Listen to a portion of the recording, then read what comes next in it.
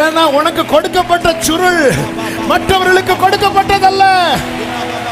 இவர்கள் அநேக உபத்திரவங்களில் இருந்து வந்தவர்கள். இவர்கள் அநேக உபத்திரவங்களில் இருந்து வந்தவர்கள். தீயையும் தண்ணீரையும் கடந்து வந்தோம்.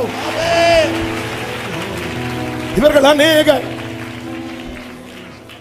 ஆரோன் பேசுனா நடக்காது, மோசே பேசுனா நடக்கும். ஏன்?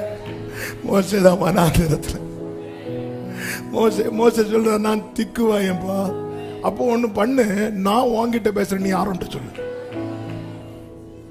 அவர் வாயை மாத்த மாட்டார். அவர் வாயை மாத்த மாட்டார். நீ மாத்த நினைச்சாலும் மாத்த மாட்டார். மோசைக்கு மேல கோவம் வந்துட்டு, போடா மோசே அப்படி சொல்லிட்டு போக வேண்டியதுதானே. சரி, நீ நான் உன்கிட்ட பேசுறது, நீ அப்படியே ஆரோன்ட்ட. ஏன் இதுக்கு எதுக்கு? அது கர்த்தரே ஆரோன்ட்ட சொல்லி இருக்கலாமே. ஒன்னு தெரிந்தெடுத்தது 80 வயசுல இல்ல, 40 வயசுல இல்ல, தாயின் கருவில்.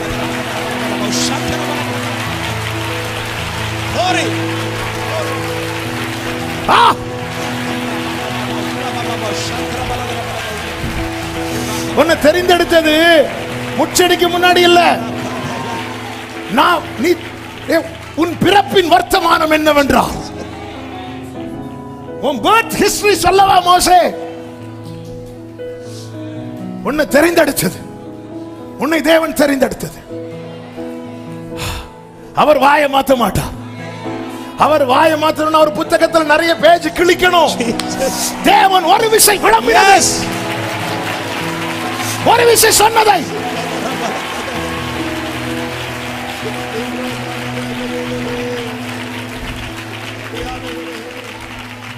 இன்னைக்கு ஆண்டவர் சமூகத்தில் இருக்கிறோம்னா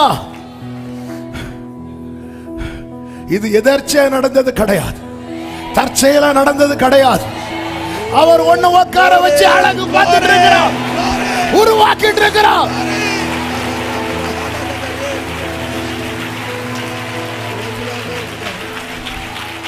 ஆண்டவரே, ஆரோன் சரி உன் வழிக்கே வார, ஆனா ஏன் வாரான்? ஒன்றதான் பேசுவேன். நான் உன்னை ஆரோனுக்கு ஆண்டவன் ஆக்கிட்டேன். என்ன வேர்டு? அதன் அர்த்தம் என்ன? இங்க பாரு, நான் உனக்கு ஆண்டவர், நான் உன்னை ஆரோனுக்கு ஆண்டவன் ஆக்கிட்டேன். நான் அவன்கிட்ட பேசுவேன், நான் உன்கிட்ட பேசுவேன். அதாவது அவருக்கு ஆசை என்னன்னா, எசேக்கியேலே கேளு.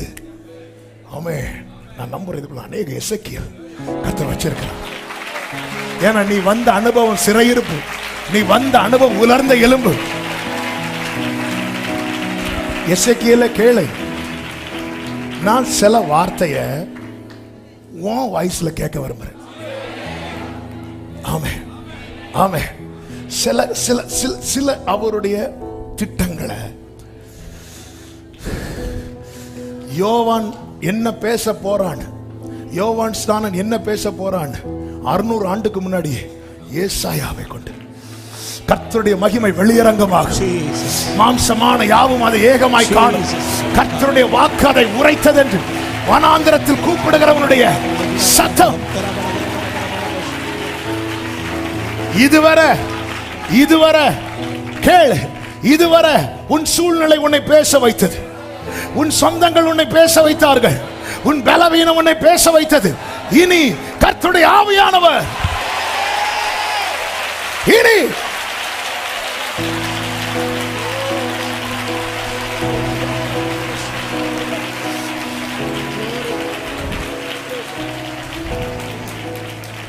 நான் பார்த்து கொண்டிருக்கையில்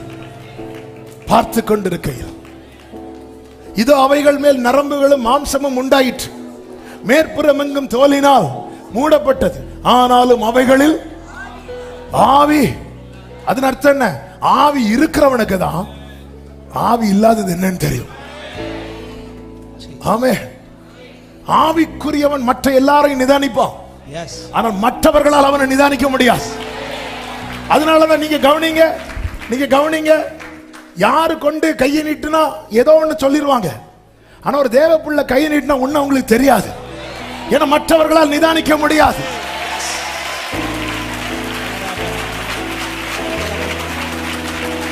ஆவி இருக்கிறவனுக்கு தான் ஆவி இல்லாதது தெரியும். ஆமென். நான் பார்த்து கொண்டு நரம்பு சேருது, மாம்சம் சேருது. இதுல எசேக்கியேல் பிரம்மி படையல. எசேக்கியேலுக்கு இப்போ என்ன வைராக்கியம் வரும் தெரியுமா? நான் பெற்றுக்கொண்ட அபிஷேகம்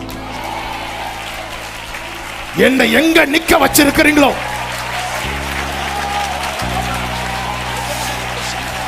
நான் பெற்றுக்கொண்ட அபிஷேகம்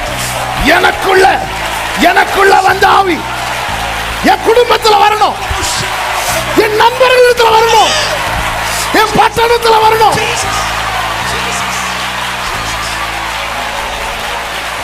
இது என்னோட முடியக்கூடாது. எசேக்கியேல், இது உன்னோட முடியக்கூடாது.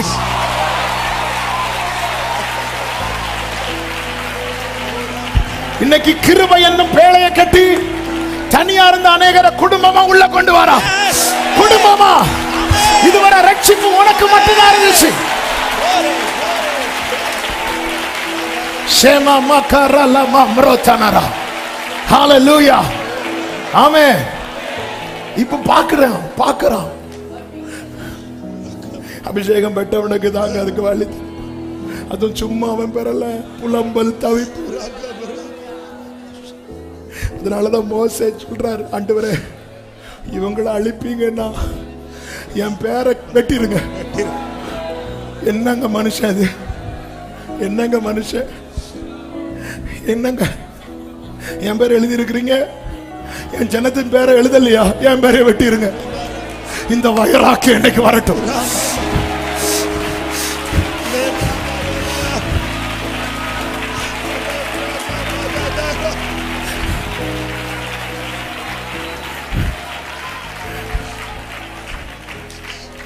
அதனாலதான் ஆண்டவர் மோசேயை பார்த்து சொல்றார், ஆரோன் மிரியாம கூப்பிட்டு, அவன் வேற, அவன் என் சாயலை காண்கிறான்.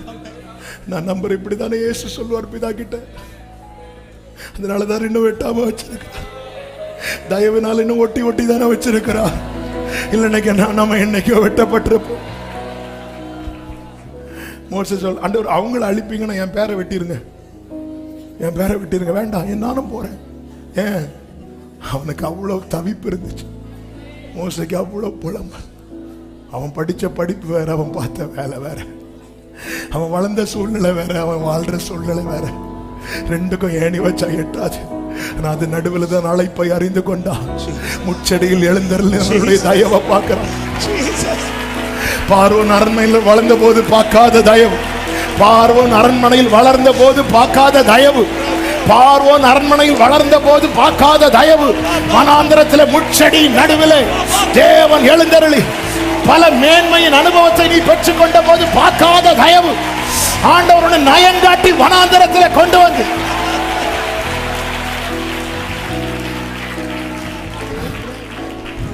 நான் பார்த்து கொண்டிருக்கையில், ஆமே நேற்று கேட்டோமே, ஒரு விறக போட்டா நெருப்பெறிகிற விறகு இன்னொரு விறகு கூட வச்சு அதுவும் என்ன செய்யும்? நான் நம்புறேன் இன்னைக்கு அநேக எசேக்கியேல் அப்படிதான் கொண்டு போக போறான். உலர்ந்த எலும்புகள் நிறைந்த பள்ளத்தாக்கி நடுவில். ஹalleluya, ஹalleluya, ஆமென் சொல்லுங்க பார்க்கலாம். அடுத்த வசனம். அப்பொழுது அவர் என்னை நோக்கி, அப்பொழுது அவர் என்னை பார்த்து, நீ ஆவியை நோக்கி தீர்க்க தரிசனம் உரை. உனக்குள்ளதான் அவர் இருக்கிறார்.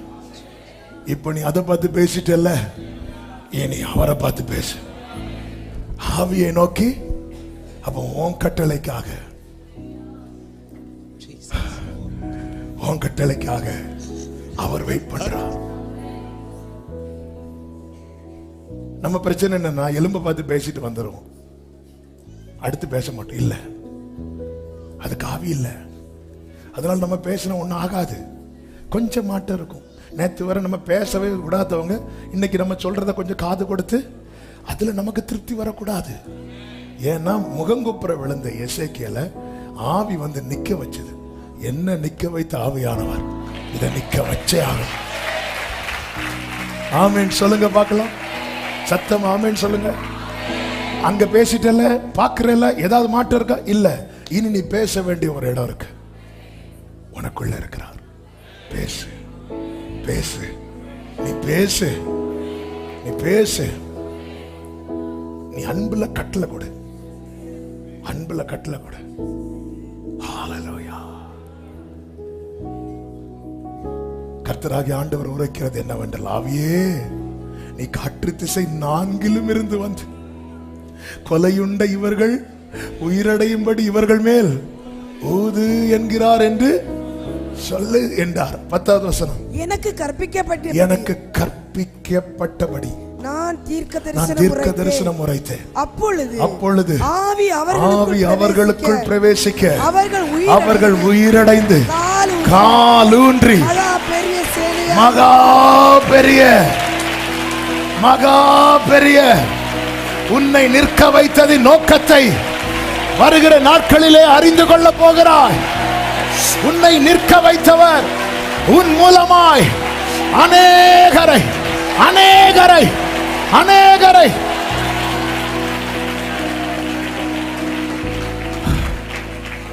Jesus Jesus Jesus. நான் இங்கே இதை ஸ்டாப் பண்ண விரும்புறேன். நான் அப்படியே ஜெபத்தில் நடத்த ஏவப்படுகிறேன். செய்தி நம்ம போறோம் கேட்கலாம், இன்னொரு டைம் கேட்கலாம். ஆமே, ஹல்லேலூயா. ஆண்டவர் இங்க நிறைய எசேக்கியேலை தூக்குறார். இன்னைக்கு தூக்குறார். இன்னைக்கு ஆவி உங்களுக்குள் வரும். மனுபுத்திரனே மனுபுத்திரனே, ஒரு 3 ஒரு 37 ஒரு 47, 3வது 2 3 ஒன்ன நிக்க வைக்க, 37 மற்றவர்களை நிக்க வைக்க, அதுக்கப்புறம் தான் 47. ஃபர்ஸ்ட் செஷன்ல தானே. ஆமே, ஒன்ன மற்றவர்களுக்கு நல்லா வச்சுட்டு அதுக்கப்புறம் ஆமே ஆமே 47 வருது. பக்கத்துல பார்த்து சொல்லுங்க, 47 வருது. ஆமே.